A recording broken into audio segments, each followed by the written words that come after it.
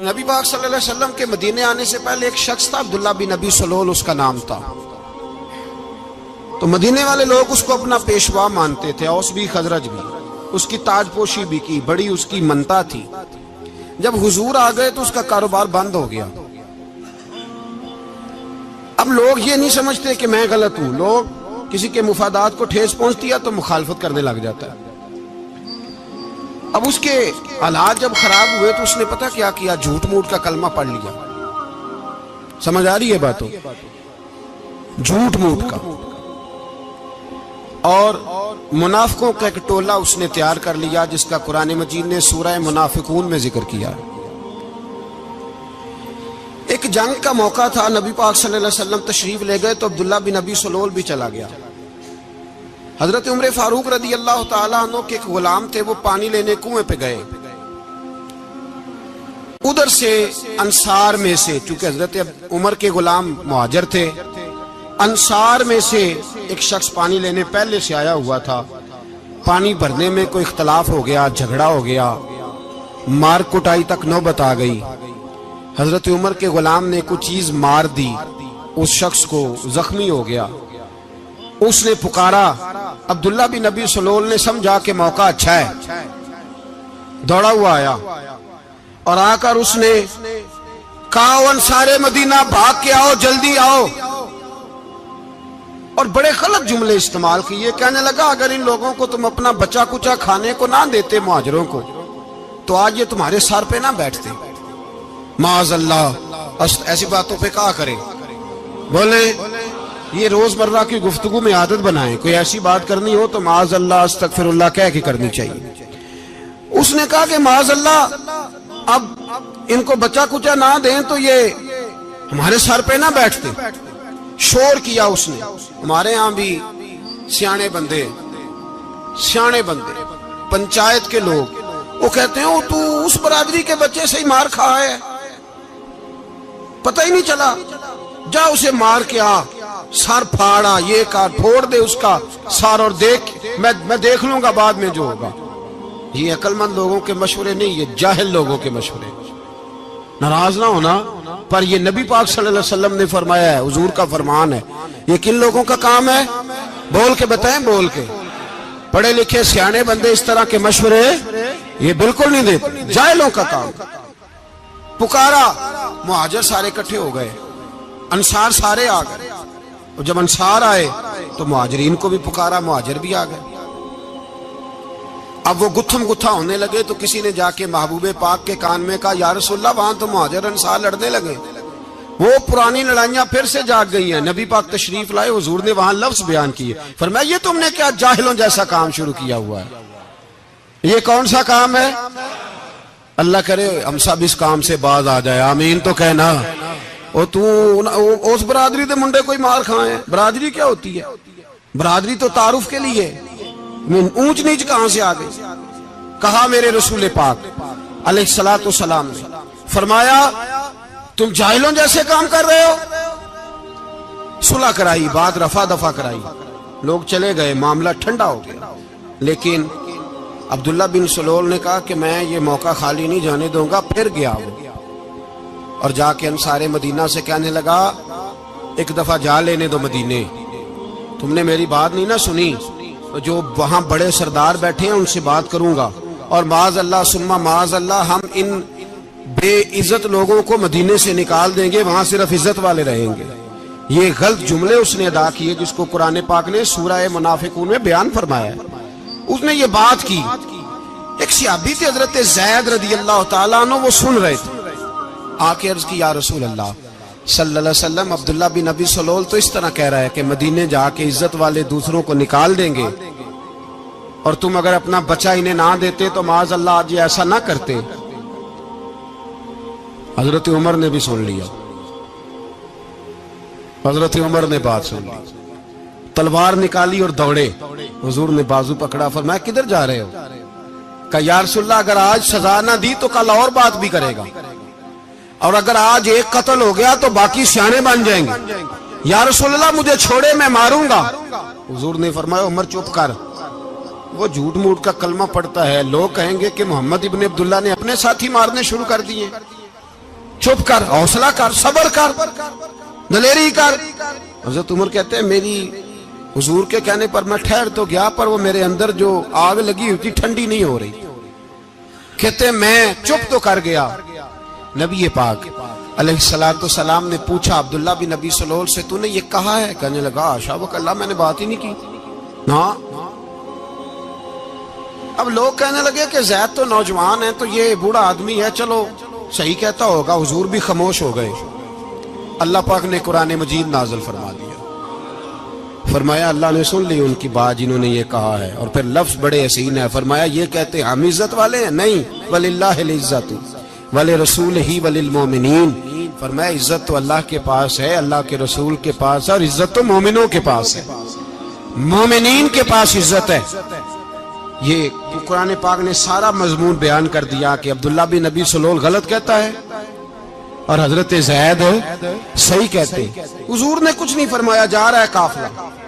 جب مدینے کی سرحد آ گئی نا، حدود مدینہ منورہ کی شروع ہوئی، تو عبداللہ کا اپنا بیٹا، اس کا نام بھی عبداللہ بن عبداللہ تھا، اپنا بیٹا اس کا بڑا مخلص جانثار غلام تھا میرے رسول پاک صلی اللہ علیہ وسلم کا، وہ تلوار لے کے مدینے کی حد پہ کھڑا ہو گیا اور کہنے لگا میرے باپ تو نے اتنی بے ایمانی کے لفظ کہے کہ میں ان کو نکال دوں گا؟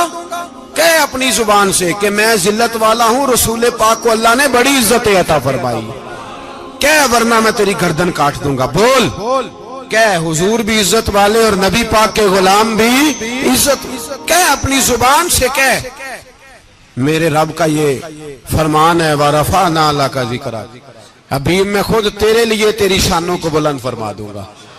تو کہا کہے، تو دشمن ہو کے کہنے لگا میرے بیٹے مجھے معاف کر دے، مصطفیٰ تو بڑی عزتوں والے ہیں، ان کے غلام شانوں والے۔ جب بیٹا تلوار لے کے سامنے کھڑا ہوا، شہرت ہوئی، اب نبی پاک نے حضرت عمر کی طرف دیکھا، کہا عمر تیری بات صحیح تھی، اب جو ہوا یہ زیادہ صحیح تھا، وہ میں نے تجھے کہا حوصلہ کر، تدبر کر، وقت کا انتظار کر، یہ صحیح ہوا کہ وہ صحیح تھا۔ تو حضرت عمر فاروق کہنے لگے یا رسول اللہ میں گواہی دیتا ہوں آپ واقعی اللہ کے سچے رسول ہیں صلی اللہ علیہ۔ اتنی اچھی رائے، وقت فیصلہ کرتا ہے، تدبر سے چلے، دانائی سے چلے، علم پیدا کریں، بردباری۔ ہمیں کئی دفعہ سجدہ صاف کرنا پڑتا ہے، ہم جو کہتے ہیں بات اس کے الٹ نکل آتی ہے۔ ہم کسی شخص کے بارے میں کچھ تبصرہ کر بیٹھتے ہیں، کچھ عرصے کے بعد ہمیں پتہ چلتا ہے کہ وہ تو ایسا تھا ہی نہیں، ہم نے غلط بات کر دی۔ ہم بغیر تحقیق کے، بغیر تفتیش کے، حوصلہ نہ ہونے کی وجہ سے، صبر نہ ہونے کی وجہ سے ہم بہت سارے کام کر گزرتے ہیں، پھر ہمیں نقصان ہوتا ہے۔ اپنی زندگی میں حلم نہ چھوڑیں، حوصلہ نہ، لڑائیاں ہوتی ہیں نا گھروں میں، اس کی وجہ خامد ہوتا ہے، بیوی نہیں ہوتی۔ یہ بات گھر جا کے بتانا کہ آج انہوں نے کہا ہے۔ لڑائی کی وجہ کون ہوتا ہے؟ نہ بولو تسی، پر میں تے آنکھ ہی چھڑیا ہے، وہ تو ریکارڈ ہو گیا ہے۔ لڑائی کی وجہ کون ہے؟ جڑے باتیں لڑتے ہیں وہ کندے ہی نہیں پے۔ وجہ کون بنتا ہے جی؟ کیوں بلا؟ اس لیے کہ نبی پاک صلی اللہ علیہ وسلم نے فرمایا عورت کی اگل آدھی ہے تو تیری تو پوری ہے نا، جس کا مطلب ہے لڑائی اگر بچ سکتی تھی تو مرد کی وجہ سے بچ سکتی تھی، گھر میں امن ہو سکتا تھا۔ کہتے ہیں جی بڑی بیوقوف ہے میری سنتی نہیں، تو میں نے کہا جو اس سے بحث کر رہا ہے وہ سیانا ہے؟ بولیں، جو بحث کر رہا ہے وہ عقل مند ہے؟ بندہ تو چلو تھا وہ دانشور شیکسپیئر، باتیں بعض اوقات اس کی کچھ ایسی ہیں۔ اس سے کسی نے پوچھا تھا عورتوں سے کون جیت سکتا ہے بحث میں، تو اس نے کہا تھا وہ جو ان سے بحث نہ کرے، جو ان سے بحث۔ تو بھائی تو وجہ اس لیے کہ حوصلہ تو نہیں کرنا تھا۔ نبی پاک علیہ السلام نے فرمایا بی بی ٹیڑھی لکڑی ہے، سیدھی کرنے کی کوشش کرو گے تو ٹوٹ جائے گی، سیدھی تو پھر کتنا بیوقوف ہے جو پتھر سے سر رگڑ رہا ہے، کتنا نادان ہے جو یہ حرکت کر رہا ہے، دریا میں چھلانگ لگا کے کہتا ہے ڈوبوں گا نہیں۔ تو بھائی حوصلہ پیدا کرے، علم پیدا کرے۔ بہت ساری ایسی باتیں کرے کہ جس میں اشتعال آئے گا، فٹافٹ 3 لفظ طلاق کے دے دیے، اب بھاگا گیا مفتی صاحب کے پاس، اوہو 4 بچوں کا کیا بنے گا؟ اور یہ بات پکی ہے کہ بچوں کو صرف ان کی ماں ہی پال سکتی ہے، ان کی ماں۔ اور بات مجھے نہیں بھولتی، ایک شخص نے بیوی کو طلاق دے کے دوسری شادی کی. اس کا بیٹا تھا 10 سال کا. تو اس نے اپنے بیٹے سے کہا کہ بیٹے بتا پرانی اماں صحیح تھی یا یہ صحیح ہے؟ اس نے کہا نہیں ابا وہ تو جھوٹ بڑے بولتی تھی، یہ صحیح ہے. وہ جھوٹی تھی، وہ جھوٹ بڑے بولتی تھی میری سگی اماں، یہ سچ بولتی ہے. اس نے کہا وہ کیسے؟ کہنے لگا اس لیے کہ میں کوئی شرارت کرتا تھا تو میری سگی اماں مجھے تھپڑ مارتی تھی اور کہتی تھی تجھے روٹی نہیں دے رہی، جا دوڑ جا گھر سے. تو میں دوڑ جاتا تھا تو جھوٹ بولتی تھی نہیں دینی، پھر آدھے گھنٹے کے بعد مجھے ڈھونڈنے لگ جاتی تھی، ڈھونڈ کے لاتی تھی، پھر میری منت کرتی تھی، پھر مجھے کہتی تھی نہ مجھے ستایا کر، پھر میرا ماتھا چومتی تھی، پھر میری مرضی کا کھانا بنا کے دیتی تھی، پھر میرے منہ میں لقمے ڈالتی تھی. جھوٹی تھی، پہلے کہتی ہے نہیں دینی پھر پیچھے بھاگتی ہے. یہ سچی ہے، میں شرارت کرتا ہوں تو تھپڑ مار کے نکالتی ہے، پھر میں منتیں کرتا ہوں پر روٹی نہیں دیتی، پیر پکڑتا ہوں نہیں دیتی، سچ بولتی ہے، اپنی بات پہ ڈٹ جاتی. او بھائی بچے اس کی ماں ہی پال سکتی ہے، تو نے 3 جملے کہتے سوچا ہی نہیں، تیرا کا گیا تو یہ تو نئی بیوی ملے گی، اور اس کا بھی کیا گیا، اس کو بھی شاید شوہر مل جائے. ان پھولوں کی پرورش صرف ان کا مالی کر سکتا ہے، دوسرا کر سکتا تو نے حوصلہ ہی نہیں کیا. ٹھیک ہے غلطی بیوی کی تھی پر تو مرد تھا نا، تیرے پاس تو دلیری تھی. فٹافٹی 3 طلاق کے جملے کہہ دیے. اور میرے رسول پاک علیہ السلام نے فرمایا جائز کام بڑے ہیں پر طلاق جائز تو ہے پر میرے رب کو پسند نہیں، اللہ کو پسند. تو نے مالی بگا دیا جس نے تیرے گھر کا باغ سینچنا تھا. تو بھائی یہ حوصلہ نہیں، درجنوں طلاقیں، 20 کیس، اور ابھی وہ شادی کے پورے کپڑے نہیں پہنے تو طلاق پہلے. اس کی وجہ یہ کہ حوصلہ نہیں، صبر نہیں، رضا نہیں، ہم احساس نہیں کرتے. اگر تو یہ سمجھ جائے کہ بس اللہ نے جو میرے لیے بہتر سمجھا مجھے دے دیا، صحیح ہے میری آزمائش ہے، کیا ہے کچھ ہے جو اس نے بہتر سمجھا مجھے اس نے، پھر تو سکھی ہو جائے، تیرے لیے جینا آسان ہو جائے، پھر تو بہت ساری پریشانیوں سے آزمائشوں سے دور ہو جائے. میرے نبی پاک علیہ السلام نے ہمیں حوصلہ کرنے کا حکم دیا، دلیری. 2-3 سال شاید پچھلے سال یا اس سے پچھلے سال حج کے موقع پہ نا ہمارے پاکستان میں تو بڑے بڑے انوکھے واقعات ہوتے ہیں. سننے سے کیا میں کہتا ہوں وہ عبرت کے لیے ہوتے ہیں. جعلی ویزے لگوا دیے حج کے کسی ایجنٹ نے، اللہ کے مہمانوں کو بھی لوگ لوٹ لیتے ہیں. جعلی ویزے لگوا دیے. اور مزے کی بات یہ ہے کہ پاکستانی ایئرپورٹ سے گزر بھی گئے وہ ویزے والے، اور احرام باندھے لوگ جدے پہنچ گئے. 4 آدمی تھے، انہوں نے ویزا دیکھا تو کہا نقلی آپ کو واپس جانا پڑے گا. اگلی فلائٹ سے وہ لوگ واپس آئے. آپ مجھے بتائیے ان کی جب وہ چھوٹے چھوٹے کلپ آئے، میڈیا نے ان کی باتیں سنی تو ان کے آنسو نہیں تھمتے تھے. ایک آدمی احرام باندھ کے گیا ہے، معمولی سمجھتے ہیں آپ؟ میرے جیسا غریب آدمی کبھی اس نے ارادہ کیا اور مدینے جانے کا لیٹ ہو جائے تو کلیجہ پھٹنے کو آتا ہے.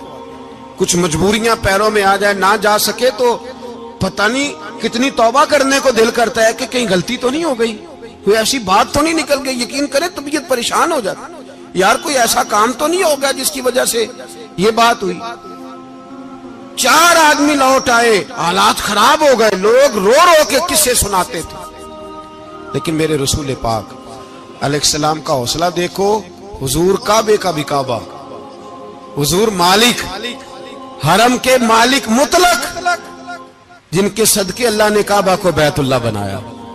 حاجیو آؤ شہنشاہ کا روضہ دیکھو، کعبہ تو دیکھ چکے اب کعبے کا بھی کعبہ دیکھو.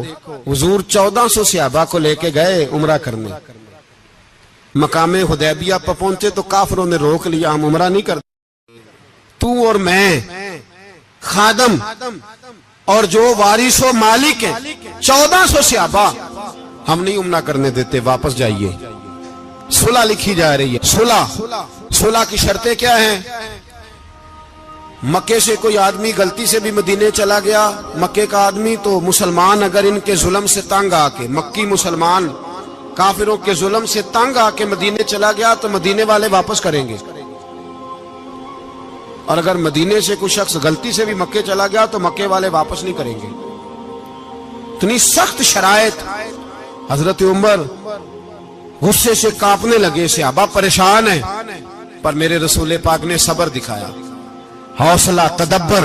یہ تدبیر ہے, صبر ایک بہترین تدبیر ہے, اگر کوئی اپنائے تو بہترین طریقہ ہے.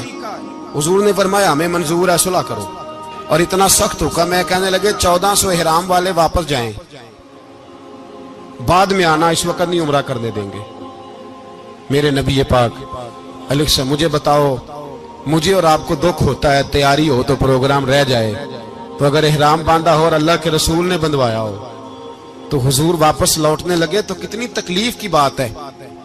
حضور نے فرمایا چلو آئندہ آئیں گے. معاہدہ لکھا جا رہا ہے, حضرت علی معاہدہ لکھ رہے ہیں. لکھو محمد الرسول اللہ صلی اللہ علیہ محمد الرسول اللہ صلی اللہ علیہ وسلم اور قریش مکہ کے بیچ معاہدہ. یہ تحریر لکھی جا رہی تھی تو ابو سفیان بول پڑا, کہنے لگا جی ہم محمد الرسول اللہ نہیں لکھنے دیں گے معاذ اللہ, یہی تو ہمارا جھگڑا ہے. اگر آپ کو رسول اللہ مان لیا تو پیچھے رہ کیا گیا, محمد ابن عبداللہ لکھے. حضور نے حضرت علی سے فرمایا رسول اللہ کاٹ کے محمد ابن عبداللہ لکھو. حضرت علی لکھ رہے تھے, محمد رسول اللہ لکھا تھا, فرمایا رسول اللہ کاٹ کے محمد ابن عبداللہ لکھو. تو حضرت علی کہنے لگے حضور مجھے یہ لفظ کاٹنا نہیں آتا, حضور مجھے یہ لفظ کاٹنا. کسی صحابی نے اعتراض نہیں کیا کہ لکھنا آتا تھا, کہا مجھے کاٹنا. حضور نے دوبارہ کہا علی کاٹ دو. کہا یا رسول اللہ مجھے یہ لفظ کاٹنا نہیں آتا. میرے حبیب نے تیسری دفعہ کہا علی کاٹو. تو شیر خدا نے قلم چھوڑا, ہاتھ باندھے اور کھڑے ہو کہنے لگے محبوبہ مجھے تیرے قصیدے لکھنے آتے ہیں, کاٹنے کوئی نہیں آتے. میں مجبور ہوں, مجھ سے نہیں ہوتا. کوشش کرتا ہوں, نہ قلم اٹھتا ہے نہ ہاتھ چلتا ہے. میرے حبیب پاک نے قلم پکڑا اور لفظ رسول اللہ خود کاٹ کے محمد ابن عبداللہ کرایا. بھائی وقت گزر گیا, صلح ہو گئی. یہ تدبر, یہ حوصلہ, یہ تدبیر میرے نبی نے فرمائی. اب تو 1400 کو مکے نے نہ داخل ہونے دیا, لیکن 1 سال ہی گزرا, تھوڑا ہی وقت گزرا, میرے رسول پاک 10,000 کو لے کے مکے میں داخل ہو گئے. 10,000. اس نے فائدہ دیا. حکمت کیا تھی, تدبر کیا تھا.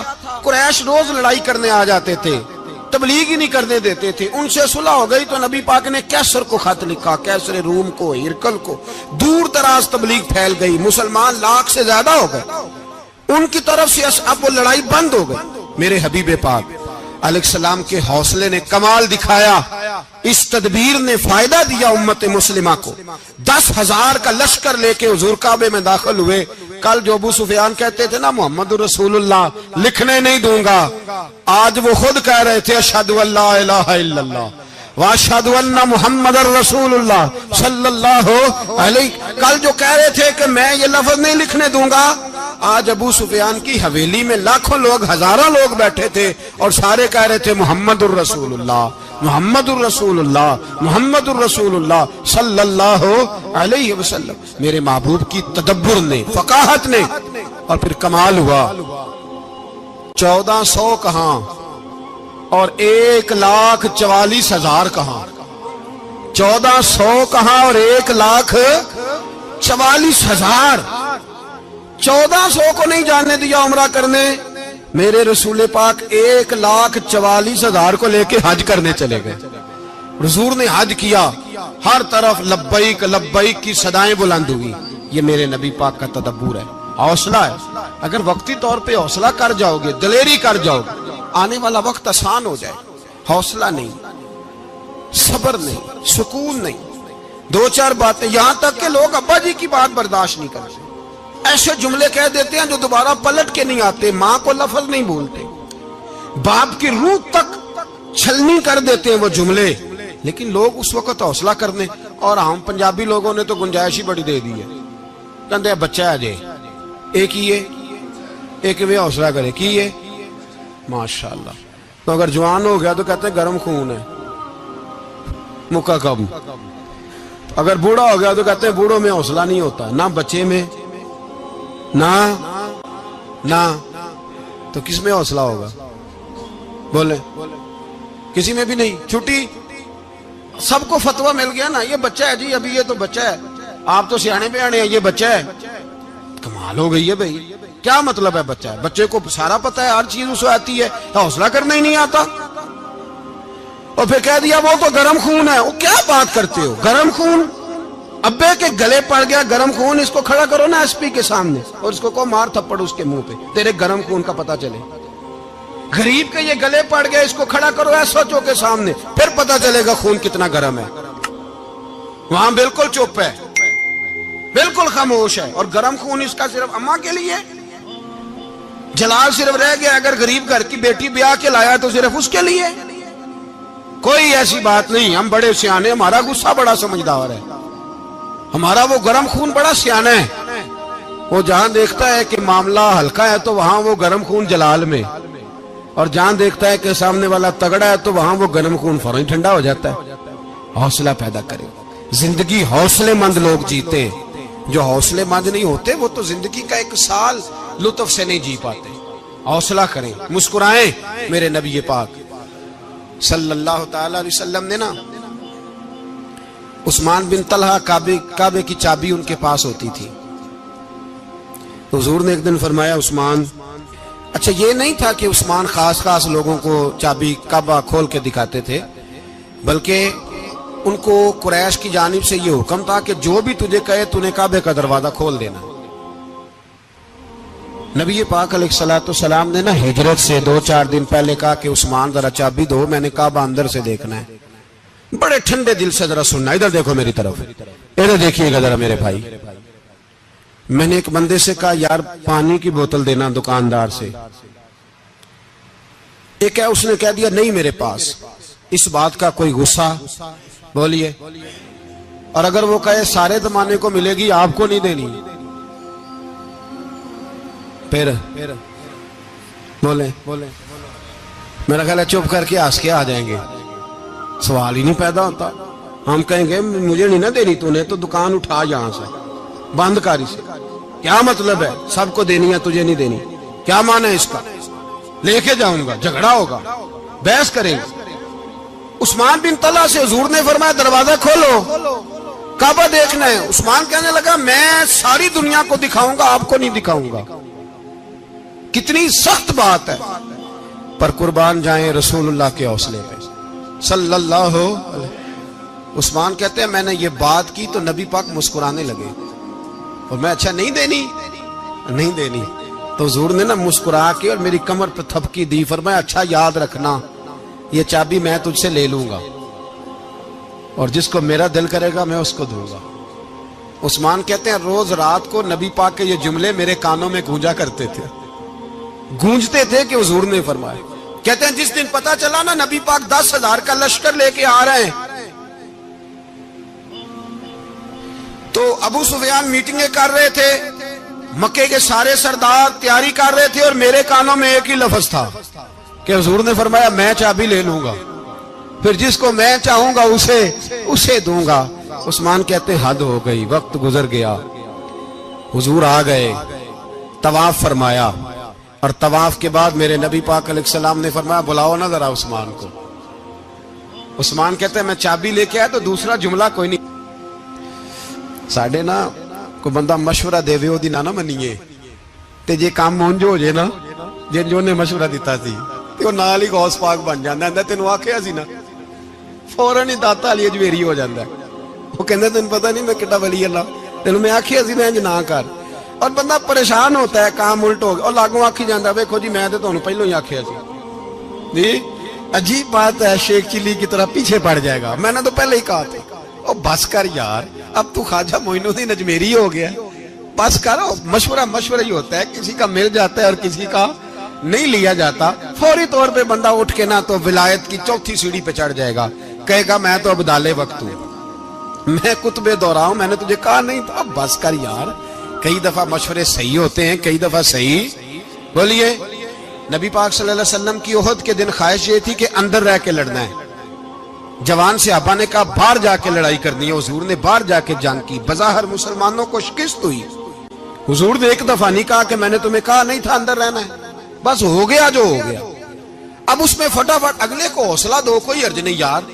نبی پاک سب بولیے صلی اللہ علیہ وسلم، میرے حبیب پاک علیہ السلام نے نا کہا عثمان کو بلاؤ. عثمان آئے تو عثمان کہتے میں نے چابی دی تو میں تیار تھا، میں تیار تھا کہ اب میری بات ہوگی اور رسوائی ہوگی. لیکن کہتے ہیں قربان جائیں مصطفیٰ نے تو یہ جملہ بھی نہیں کہا کہ میں نے تجھے کہا نہیں تھا، یہ بھی نہیں کہا. حضور نے چابی لی، کعبے کے بت صاف کیے، نماز پڑھی، واپس آئے. فرمایا عثمان میرا وعدہ تھا تیرے ساتھ کہ جس کو میں چاہوں گا چابی دوں گا، یہ لو چابی میں تجھے ہی دینا چاہتا ہوں، لے لو رکھ لو. عثمان کہتے ہیں وہ چابی نہیں میرے طرف آ رہی تھی، میری طرف ایمان آ رہا تھا. وہ چابی نہیں آ رہی، ایمان آ رہا تھا میری جانب. کہتے ہیں میرے ہاتھوں میں چابی آئی اور میری زبان پہ کلمہ توحید جاری ہو گیا. بھائی تدبر، حوصلہ، صبر، رضا. ہمیں تو ٹائم بھی نہیں گزارنا تھا. گھر کا ماحول، گھر کے اندر رہ کے لوگ دکھی ہیں، اس لیے کہ ہماری طبیعتوں میں حوصلہ نہیں، ایک منٹ کے لیے نہیں، ایک سیکنڈ کے لیے بھی ہم یہ برداشت نہیں کرتے کہ چلو تھوڑا انتظار کریں، وقت کو دیکھیں، موقع کو دیکھیں. میرے نبی پاک علیہ السلام پہ اتنی مصیبتیں آئیں کہ پہاڑ پہ آتی تو وہ ریزہ ریزہ ہو جاتے، لیکن کسی مقام پر بھی حضور علیہ السلام شکوہ کرتے نظر نہیں آتے. ہم غریبی کا رونا روتے ہیں، ہر چوتھا آدمی کہتا ہے بڑا غریب ہوں، لیکن میرے نبی پاک علیہ السلام نے چوتھے دن کھجور کھائی، سرکہ کھایا ہے اور موٹے بان کی چارپائی پہ آرام کیا. حضرت عمر نے کہا حضور کتنی تکلیف ہے؟ فرمایا عمر کوئی تکلیف نہیں، تھوڑا سا تو وقت ہے، جنت میں جائیں گے، ساری نعمتیں اللہ نے ہمارے لیے تیار کی ہوئی. راضی بالرضا، راضی بالرضا، کوئی کسی قسم کا مسئلہ نہیں. ہمیں آزمائشیں آتی ہیں، تکلیفیں آتی ہیں، بیماریاں آتی ہیں، لوگ چھوٹی چھوٹی بات پر پریشان ہو جاتے ہیں، ذرا ذرا سی بات پر شکوہ کرتے ہیں. میرے رسول پاک علیہ السلام نے فرمایا جب میرا رب کسی کو بیمار کرتا ہے تو 2 فرشتوں کو بھیجتا ہے، جاؤ میرے بندے کی تیمارداری کر کے آؤ. اللہ اکبر، خود رب بھیجتا ہے جاؤ میرے بندے کی. تو مجھے بتائیے جب اللہ بھیجے تو پھر تندرست خوش نصیب ہوا کہ بیمار؟ جی تندرست پھر خوش نصیب کون ہوا؟ میرے نبی پاک صلی اللہ علیہ وسلم نے فرمایا رب 2 فرشتے بھیجتا ہے، فرماتا ہے پتہ کر کے آؤ میرے بندے کا اس کا کیا حال ہے، حالانکہ اللہ سارے جانتا ہے. فرشتے آتے ہیں، واپس جاتے ہیں، رب کریم پوچھتے ہیں بتاؤ میرا بندہ کیا کہتا تھا؟ اللہ تجھے سارا ہی پتہ ہے، پر ہم سے پوچھتے تو بتا دیتے ہیں. وہ یہ کہتا تھا کہ میں اپنی رب کی رضا پہ بڑا ہی راضی ہوں. وہ تیری حمد کر رہا تھا، تیری تعریف کر رہا تھا، تیرا شکر کر رہا تھا، تیرے لیے کلمات حمد بیان کر رہا تھا. تو میرے نبی پاک علیہ السلام فرماتے ہیں، اللہ فرشتوں سے فرماتا ہے سنو پھر اگر میں اپنے بندے کو اس بیماری میں شفا دوں گا تو اس تندرستی سے زیادہ اچھی تندرستی دوں گا جو پہلے اسے عطا کی ہوئی تھی، پہلے سے اچھی صحت دوں گا. اور اگر اسے اس بیماری میں موت دوں گا تو پھر مرتے ہی اس کے لیے میں جنت کا فیصلہ فرما دوں گا. بھائی جب تو راضی بالرضا رہتا ہے، راضی بالرضا، بڑی سادی سی بات ہے بھائی. آپ گھر گئے روٹی مانگی تو اگر کسی نے کہا نا کہ اتنی تھکاوٹ ہے ٹائم پہ آیا کرے اس وقت، تو روٹی تو وہ بھی مل گئی اور اس میں لذت، وہ سکون نہیں، وہ سکون نہیں.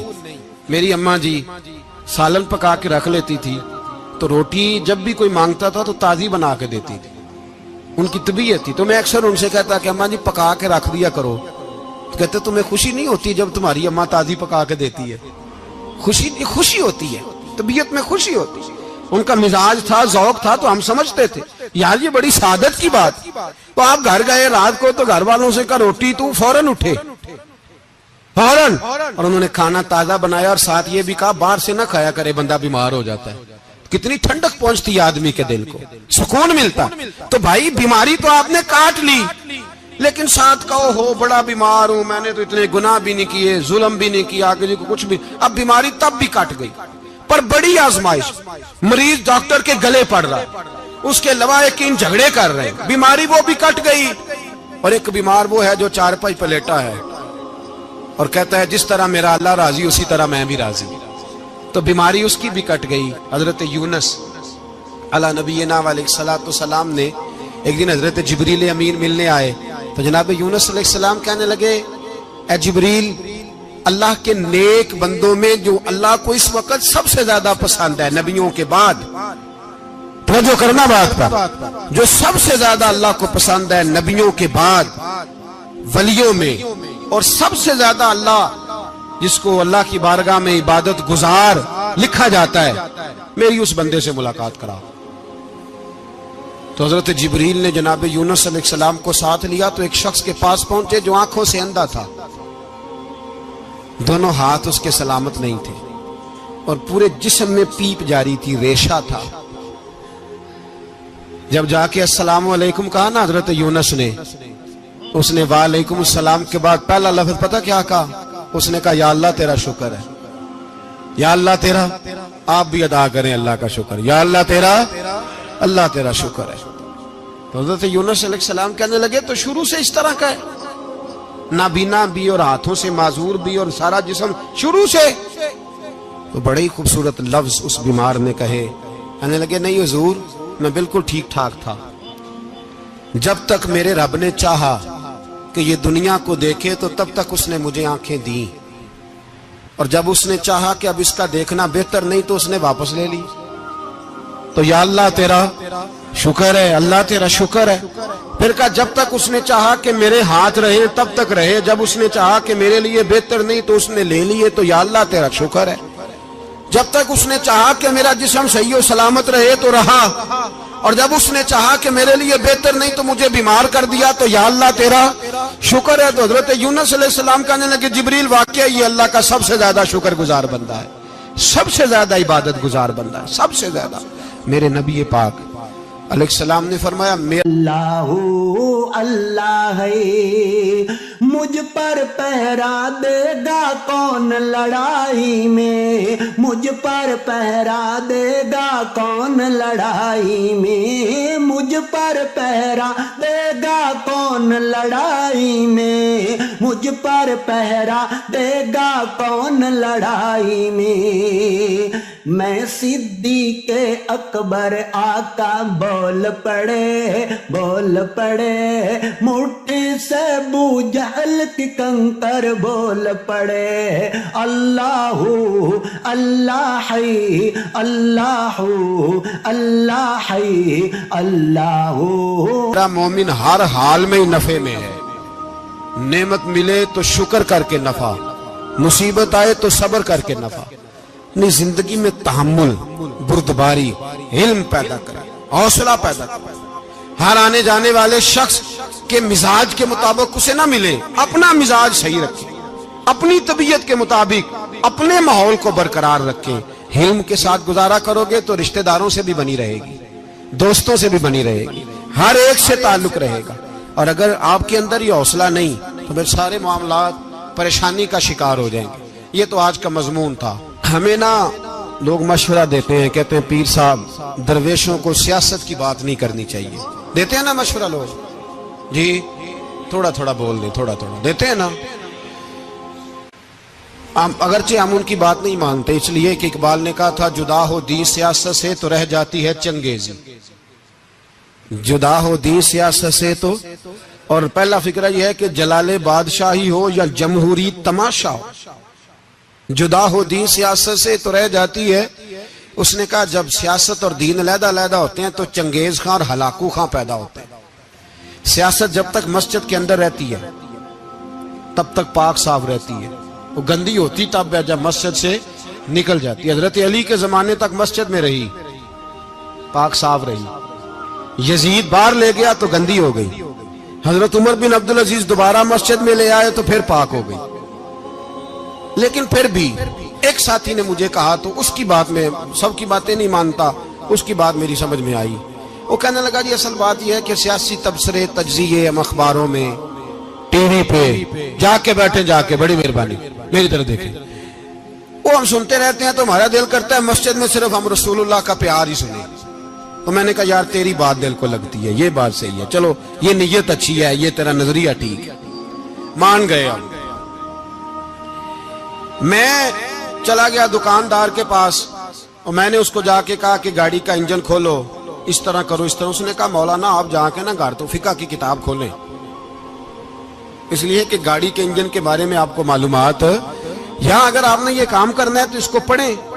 کسی استاد کے پاس ورکشاپ پہ آئیں, آپ کے ہاتھوں کو, منہ کو, چہرے کو مٹی لگے, دھواں لگے, گریس لگے, پھر آپ کو پتہ چلے گا انجن کیسے کھلتا ہے. صحیح کہہ رہا ہوں نہیں صحیح کہہ رہا؟ دھواں گلنا تو یہاں کر چڑی جائے. صحیح کہہ رہا ہوں جی. اگر مولوی کو اجازت نہیں سیاست کی بات کرنے کی, اور مولوی کو اجازت نہیں کہ انجن کی بات کرے, تو سیاستدان کو اجازت ہے دین کی بات کرنے کی. یہاں تو وہ آئے نا, مدرسے میں پڑھے, پورا دین حاصل کرے, پھر وہ بولے تو پھر تو ٹھیک ہو گیا. لیکن جب اسے سورۃ اخلاص بھی سیدھی نہیں آتی تو فتوے دینے کی اس کو ضرورت ہے کوئی؟ بولے نا یار کیوں چھیڑتے ہیں سیاست؟ ہم نہ پچھلے جمعے جلوس نکالنا چاہ رہے تھے ختم نبوت کی ترمیم کے حوالے سے. حکومت وقت نے کہا کہ ہم واپس لیتے ہیں, تو میرے بہت سارے دوستوں نے کہا جی نکالنا چاہیے. انہوں نے کیا کیوں؟ میں نے کہا یار لوگوں کو بھی پریشان نہیں کرنا چاہتے, ہماری اپنی سڑکیں ہیں, کسی کو بس ٹھیک ہے. انہوں نے واپس لے لی تو بات ختم ہو گئی, ہم مان گئے, تسلیم کر لیا. اتنا ہمارا مطالبہ ہے کہ اس آدمی کو ضرور سزا دو جس نے یہ ترمیم کی ہے. لیکن ہم نہیں کرتے, کوئی نہیں نکلے, نہیں نہ نکلے بولے. تو وزیر قانون صاحب کو کیا مصیبت بنی ہوئی ہے نیا فتویٰ دینے کی؟ کہ ہے کوئی شوق انہیں دینا چاہیے فتویٰ؟ کہتے نہیں مرضیوں میں ہمارے درمیان تھوڑا ہی فرق ہے. مجھے یوں لگتا ہے کہ یہ جان بوجھ کر کوئی نہ کوئی ایسی شرارت کرتے ہیں جس سے لوگ اشتعال میں رہیں. جان بوجھ. حلم, حوصلہ, صبر ذات کے بارے میں تو ہے, لیکن اگر کوئی رسول پاک کی بے ادبی کرے تو پھر حوصلے کی بات ہے ہی نہیں, پھر تو جہاد کی بات ہے.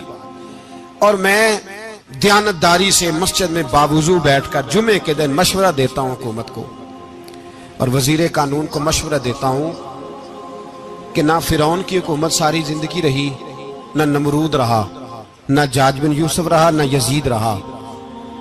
اور یار درباری بن کے حکمرانوں کی چاپلوسی کرتے کرتے تم یہاں تک آ گئے ہو کہ اب نبی پاک کی عزت کو ہاتھ ڈالنا شروع کر دیا ہے. اور آپ یقین کریں سیاسی جماعتوں کا اتنا برا حال ہے کہ ان کے لیڈر کے بارے میں کوئی بات کرے تو پاگل ہو جاتے ہیں یہ احتجاج کر کر کے. اور اس نے ڈائریکٹ کہہ دیا کہ ختم نبوت کا مسئلہ ہی کوئی نہیں, جو دین کی بنیاد ہے, کسی کو پرواہ نہیں. مجھے تو ان لوگوں کی فکر ہو رہی ہے جن لوگوں نے انہیں ووٹ دیے ہیں, وہ اللہ کو کیا جواب دیں. اور یہ اللہ ماشاءاللہ ساری سیاسی جماعتیں اس طرح کی. اور میرا وزیر قانون صاحب کو بھی مشورہ ہے کہ زندگی بڑی تھوڑی ہے, بڑی تھوڑی. اللہ سب کو معاف کرتا ہے, اپنے رسول کے غداروں کو معاف نہیں کرتا. اور یہاں تمہاری گاڑیوں پہ جھنڈے لگے ہوئے ہیں, وہاں بھی تمہارے جھنڈے لگیں گے, پر اس لیے لگیں گے کہ یہ غدار ہے ناموس رسالت کے. یہ جھنڈے لگیں گے. شرم کرو اور ڈر جاؤ, بس کر دو. تمہارے منہ میں اب دانت پورے نہیں رہے.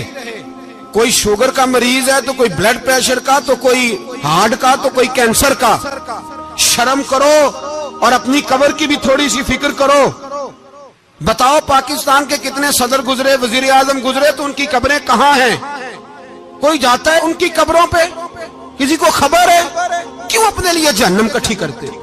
سارا کچھ دنیا داری رہ گئی ہے, سارا کچھ صرف یہی رہ گیا. حضرت ابو بکر سردار تھے, حضرت عمر سردار تھے قبیلے, حضرت عثمان سردار تھے. انہوں نے سرداریوں کو ٹھوکر مار کے رسول اللہ کے قدموں میں بیٹھنا پسند کی. سرداریاں چھوڑ کے غلام بن گئے. تم سرداریاں بچانے کے لیے رسول اللہ کی غداری کرتے ہو, شرم نہیں آتی؟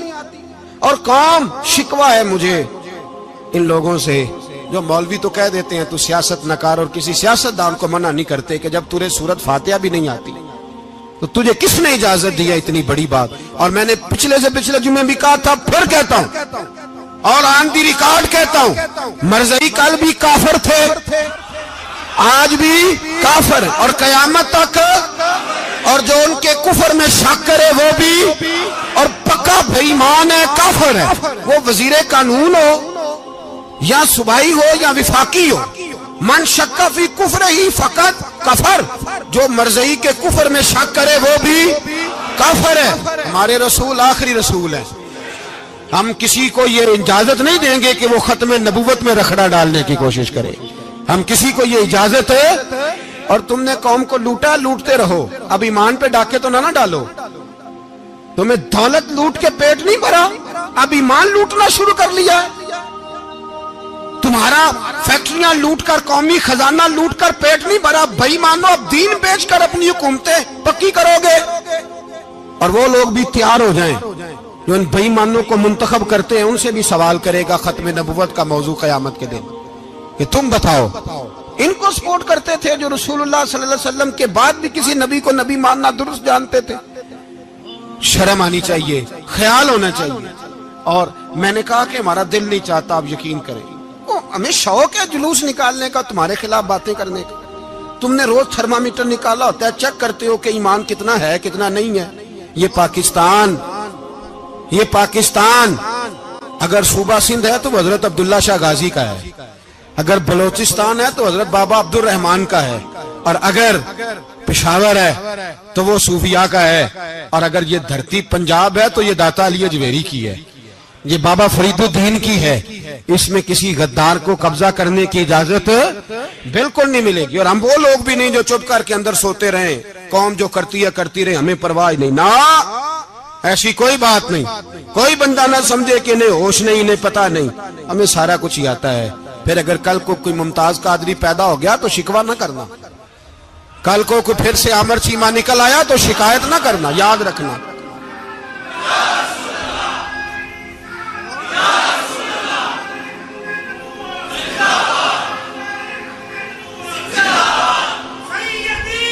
تو میرے بھائی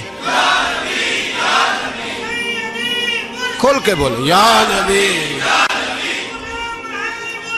رسول کے صلی اللہ. تو یہ مشورہ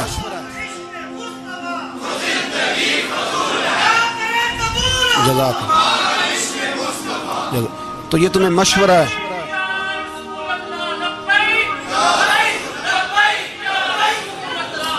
میری بات سنی, یاد رکھے.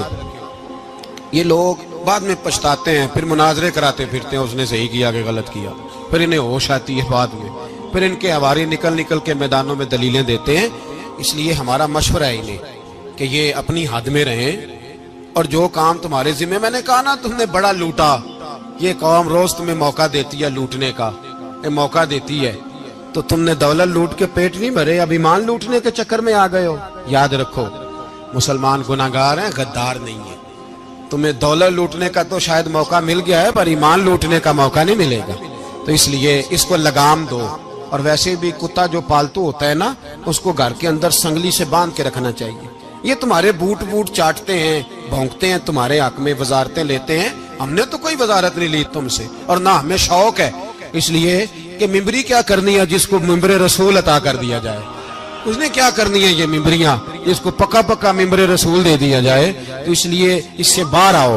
میں نے کہا بڑے بڑے نمرود, فرعون, قارون دفن ہے, تمہارا بھی نام تک نہیں ہوگا, بالکل نام نہیں ہوگا. اس لیے ہمارا مشورہ, اور آپ لوگ بھی آئے نا یہ اگلے سال, تو ان کو کھڑا کر کے پوچھ لینا اسلامی جمہوریہ پاکستان کا تم نے MPM نے بننا ہے, پہلا کلمہ ہی صحیح سنا دو. چلو خدا کا واسطہ یہی بتا دو کہ تمہیں نماز بھی ڈھب سے آتی ہے کہ نہیں. اور آپ کی موج ہے, آپ بٹھا لیتے ہیں سر پہ, کیا کریں, سمجھانے والے مفت گناہگار ہو گئے اور بہکانے والے سب تمہارے یار ہو گئے. اس لیے یہ چھیڑتے ہیں جان بوجھ کے. اور پھر جب کوئی ممتاز قادری علیہ رحمہ پیدا ہوتے ہیں, پھر انہیں دشواری ہوتی ہے, پھر ان کا جینا مشکل ہو جاتا ہے. یہ موقع دیتے ہیں, پتہ نہیں کس کے ایجنڈے پہ عمل کر رہے ہیں. میرا سوال یہ ہے, میں نے پچھلے جمعے پھر میرا سوال ہے کہ میں پوچھتا ہوں, اس آدمی کو ضرورت کیا ہے ختم نبوت پر بات کرنے, جب امت مسلمہ کے متفق کا فیصلہ ہے کہ مرزائی کافر, اسمبلی نے بل پاس کر دیا کہ مرزائی, ان کو اقلیت قرار دے دیا, اور جب سے وہ اقلیت بنے نہ ہم نے ان کی عبادت گاہ جلائی, نہ ہم نے ان کو قبروں سے نکالا, نہ ہم نے, بس ٹھیک ہے جیسے عیسائی رہتے ہیں, یہودی سے کس ملک میں رہتے ہیں وہ بھی رہیں, اقلیت بن کے رہے, کوئی پر تم انہیں کھینچ کے کیوں قریب کرتے ہو, تمہارا کیا جرانہ ہے ان کے ساتھ, بتاؤ تو صحیح. ان لوگوں سے ان کو چاہیے اپنے منہ میں لگام ڈالیں, اور اگر نہیں ڈالیں گے پھر انشاءاللہ ڈالی جائے گی, اور بڑی تگڑی ڈلے گی, اور پھر ایسی ڈلے گی. سلمان تاثیر جب مرا تھا نا, تو 5-5 لاکھ روپیہ مولویوں کو آفر کی جنازہ پڑھاؤ. 5-5 لاکھ روپیہ چھوٹے چھوٹے مولویوں کو. اور داتا صاحب کی مسجد کے خطیب بھی صوبائی جو تھے وہ خطیب تھے, ملازم تھے. انہوں نے کہا کہ ایمان نہیں بیچنا, نکالنا نوکری سے تو نکال دو. اور بادشاہی مسجد کا مولوی جس کا پتہ نہیں چلتا کبھی کدھر چلا جاتا ہے کبھی کدھر, یہاں تو وہ بھی کھڑا ہو گیا. اس نے کہا نا ایمان نہیں بیچنا.